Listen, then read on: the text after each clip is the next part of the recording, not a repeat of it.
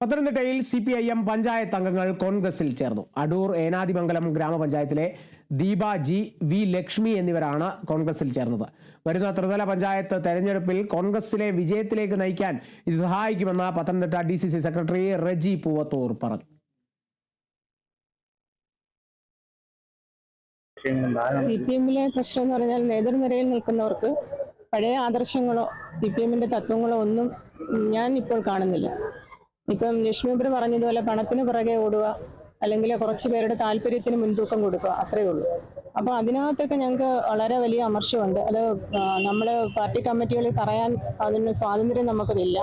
ഒരു കെട്ടുപാടിനകത്ത് നമ്മൾ ഒരു ചട്ടക്കൂടിനകത്ത് ഇങ്ങനെ അകപ്പെട്ട് കിടക്കുന്ന വ്യക്തികളാണ്. അവർ മുകളിൽ നിന്ന് നിർദ്ദേശിക്കുന്നത് നമ്മൾ താഴോട്ട് പറയുക. അതിന് ഉപരിയായിട്ട് നമുക്കൊരു അഭിപ്രായ സ്വാതന്ത്ര്യമോ ഒരു കാര്യങ്ങൾ അടിമകളെ പോലെ പ്രവർത്തിക്കുക, നമ്മൾ പണിയെടുക്കുക, പണം ഉണ്ടാക്കി കൊടുക്കുക, അത് മാത്രമാണ് നമ്മുടെ ജോലി.